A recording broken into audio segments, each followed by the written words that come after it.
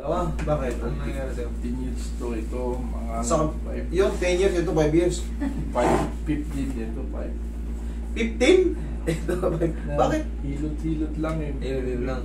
Ano nangyari mo sa'yo? Basketball o meron ka bang mga simplang-simplang? Ganon?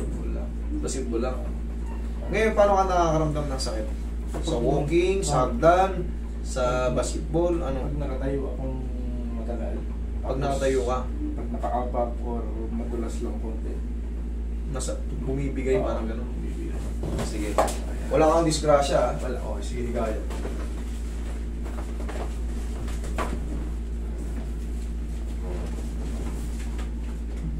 Puso ka dito, sir.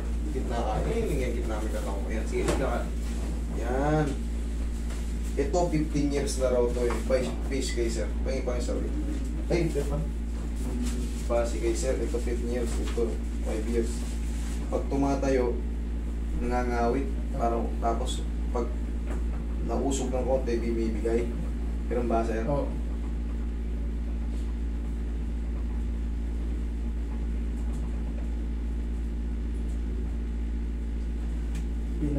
Kaya ko na yan, tsaka bisyo, wala pa rin. Hindi mo pina-x-ray? Pina-x-ray ko, MRI, wala rin sila nakita eh. Ba? Posible na ngayon. Asa yung MRI mo? Wala, hindi ko dati. Saan ka nag-book? Galing pa siya sa Canada, doon ako. Kaya pala. Okay, akala ko. Kasi minsan, yung mga sinasabi, ipag minsan nasasabihan namin, dalhin nyo lang yung mga files nyo, mga med files nyo. Kasi posible doon wala makita, tapos kaya nga eh. Ikaw may nararamdaman. Ano yun?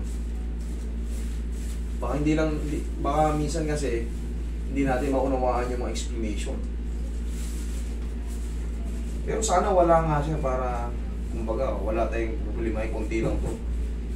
Pag naitulak natin to, wala na kaagad dyan.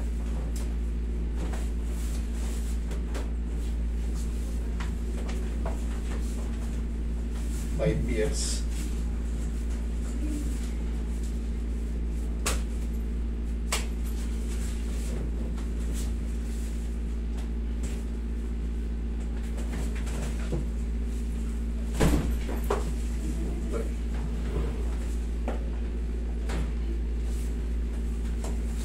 Ilang punta mo lang sila? Yun, hindi ako masakit dyan eh.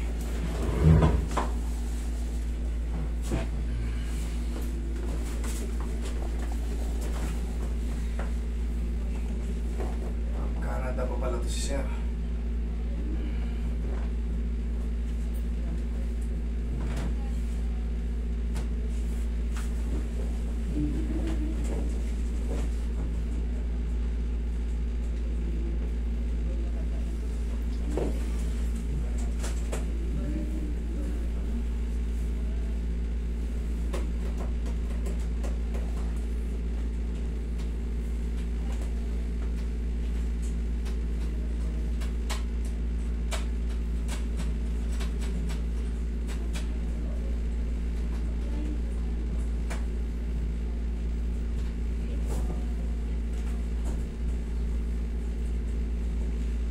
Meron pang parating dyan, Roy, taga-US, 4:30 siguro dyan siya.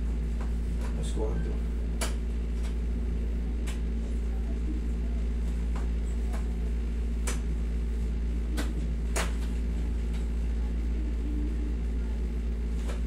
Pauwi rin siya ng Bicol bukas eh.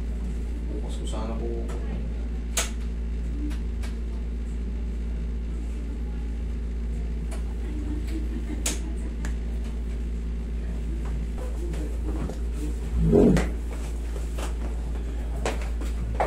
Hindi ako makakuha eh. Makatalon.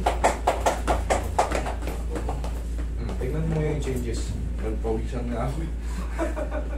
Sarap sa pakiramdam. Sarap sa pakiramdam. Kailangan lang yan, sabi, upo ka. Sabi ko nga sa'yo, di ba sabi mo yung mga MRI, wala yung mga X-ray o MRI. Alam mo, MRI na yung pinakamalalim na dyan eh. Dapat may makikita na dyan eh. Sabi mo, good pa rin. Sabi ko nga, mas maganda kung talagang good. Kunting usog lang yan. Maging good ka na agad. Sabi nung doktor, pinasa yung findings. Sabi niya, wala namang punit, walang ganito. Kaya pinaban ako dito, baka torn ACL o... Hindi, lalabas yun. Kaya nga eh. Lalabas yun yung unang, alam mo, unang-unang nila natinig na yun kasi common sa mga knee injury yung ACL. Common yan napupunit kasi mas puwersado siya sa harap, mas manipis siya. Kaya yan ang common tsaka yung meniscus. Pagka nagkaroon ka ng partial tear dyan or complete tear, lalabas yan dyan, kahit pa mild lang. Pero yun sa'yo, sabi nga sa'yo, siyempre, tinignan nila, baka, minsan kasi hindi na kinukonsider yung umusog na konti, hindi na sasabihin dislocation. Pero alam mo sa sarili mo may mali. Oo, kasi tumutunog siya eh. Oo. Pag kinakamu. Ganun lang ang pagkaya, tulad yan na ano naman, maganda, pakaramdam mo ngayon. Ganito lang maintenance mo, tigasan mo lang yan, nakaupo ka. Pag sumakit, tapos pag nalamigan, di ba, malamig dun sa... Saan ba kayo sa Canada? Sa Calgary.